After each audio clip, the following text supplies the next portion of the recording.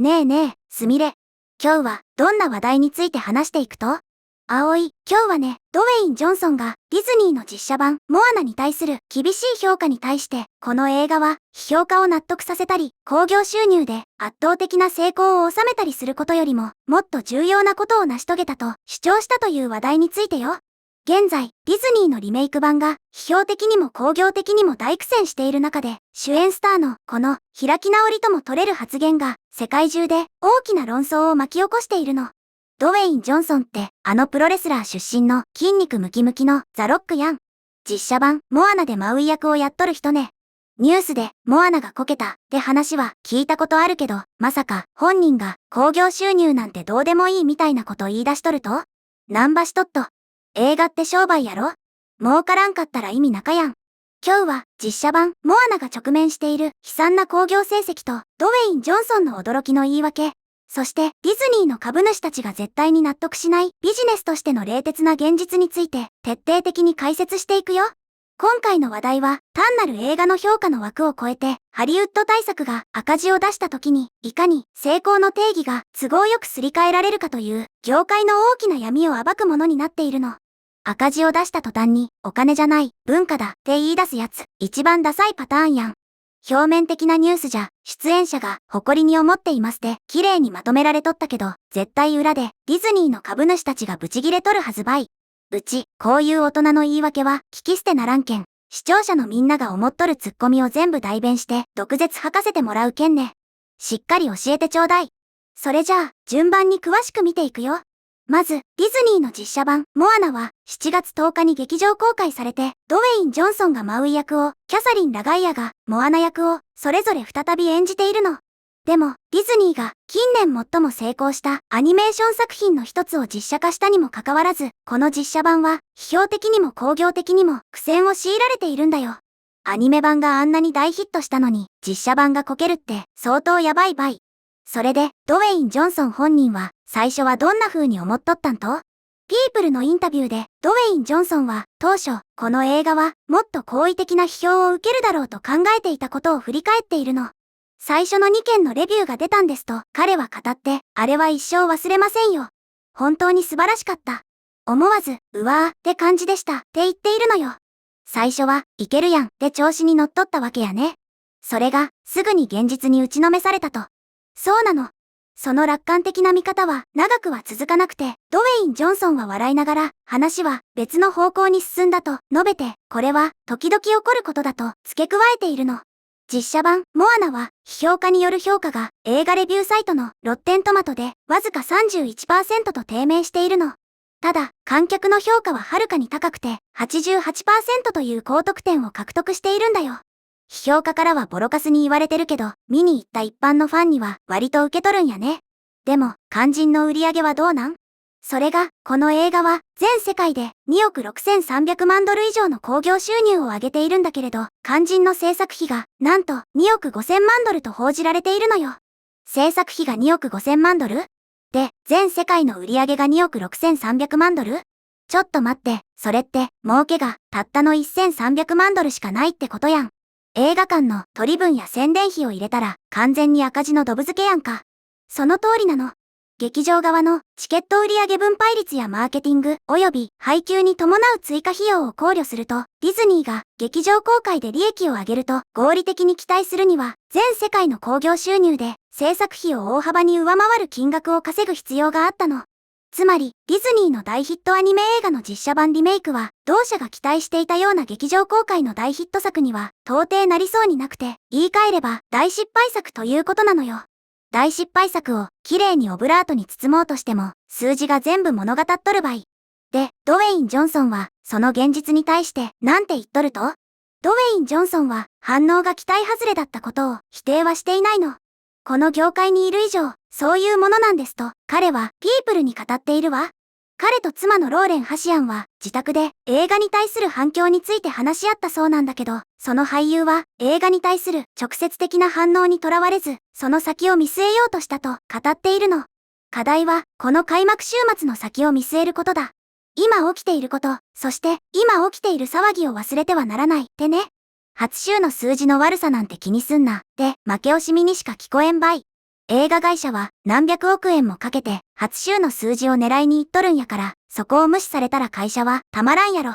エンターテインメント業界の多くが公開週末を中心に成り立っていることを考えると、それは確かに興味深い視点ではあるよね。映画スタジオが数億ドルもの巨額を投じて大作映画を開発、宣伝するのは、まさに公開初週の興行成績が莫大な投資が大ヒットとなるか、それとも経済的に失敗に終わるかを左右するからなんだから。そして、モアナに関しては、その数字は特に明るいものではないのよ。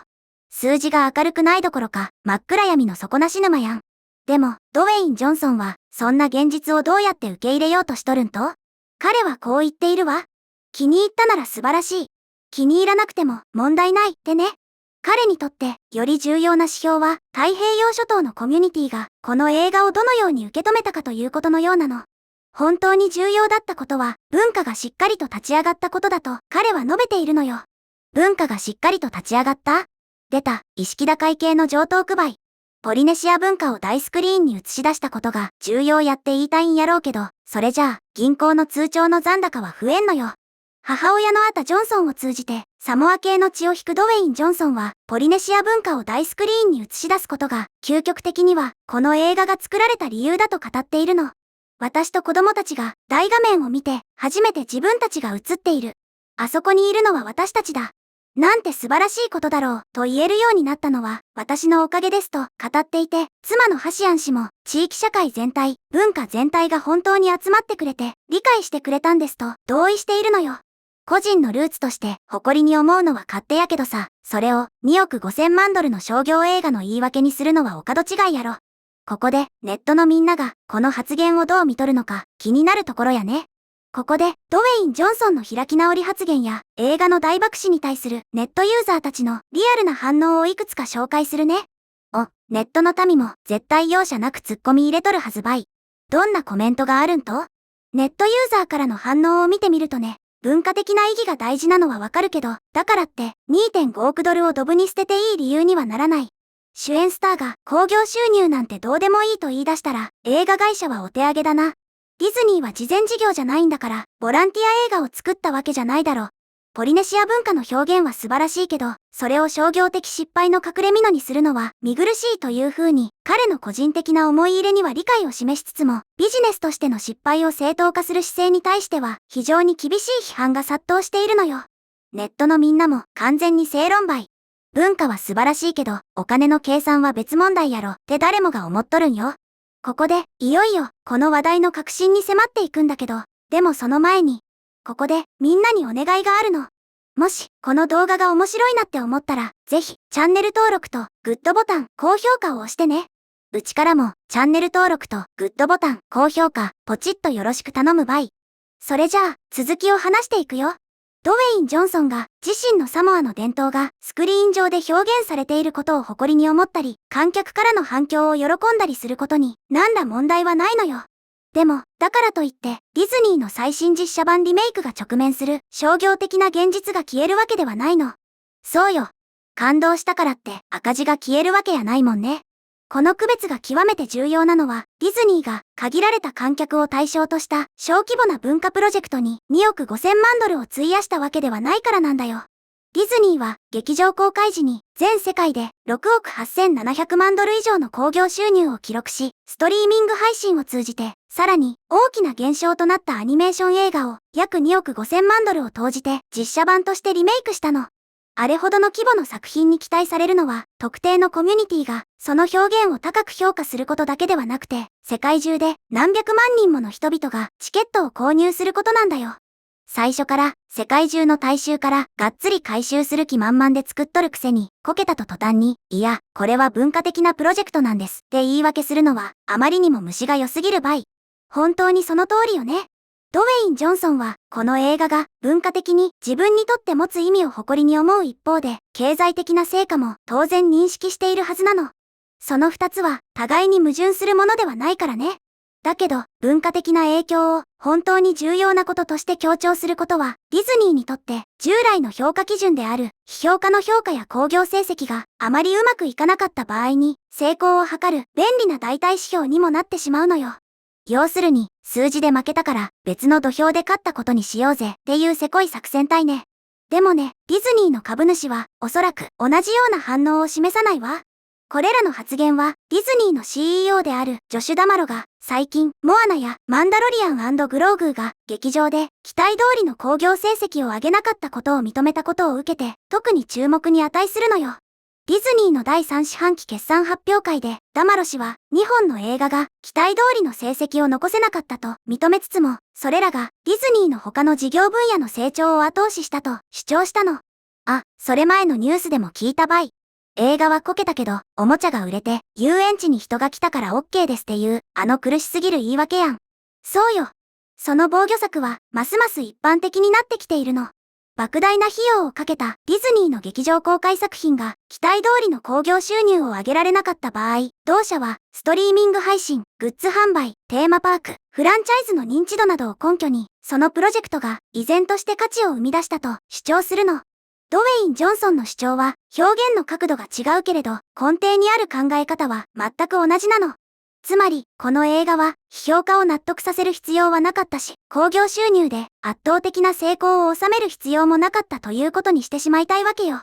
会社全体で失敗を認めたくない病にかかっとる場合。でもさ、ディズニーはポリネシアの物語やキャラクターが観客の共感を呼ぶことを証明するために2億5000万ドルを費やす必要なんてなかったはずやん。だって、お金を出さなくても、オリジナルのアニメ版、モアナが、すでに10年前にそれを完璧に証明しとったんやから。葵、本当にその通りよ。オリジナル版が、すでに大成功しているんだから、同じ証明をもう一度するために、2億5000万ドルをドブに捨てる必要は、なかったのよね。結局のところ、ドウェイン・ジョンソンが表現の多様性についてどれほど熱く語ろうとも、ディズニーが実際にここで作ったものは利益を上げることを目的とした2億5000万ドルの商業製品であるという事実を変えることはできないの。綺麗事をどれだけ並べ立てても、作った本人はビジネス製品として売り出しとるんやけん、結果が全てたい。文化が本当に立ち上がったという言葉は、ドウェイン・ジョンソンにとって個人的に大きな意味を持つかもしれないわ。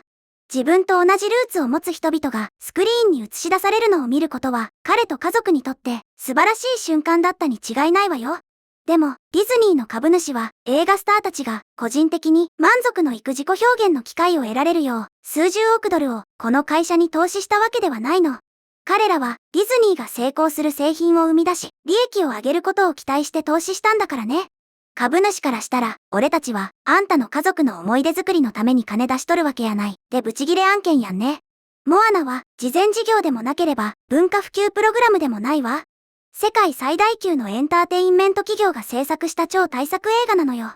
ディズニーは、この映画の制作に、宣伝費を除いて、約2億5000万ドルを費やしたわ。自社が所有する最も価値の高い現代アニメーション作品の一つを選び、ハリウッド屈指の大スターを起用して、世界中の観客が劇場に足を運ぶことを期待したのよ。なのに彼らはそうならなかった。だからこそ、重要なのはその結果なの。結果がすべて、まさにその通りたい。ハリウッドは、数字が思うようにいかんたびに、多様性だ。文化的影響力だで別のメジャーを持ち出して成功の定義を勝手に書き換えようとするけど、そんなんじゃ銀行の通帳は黒字にならんのよ。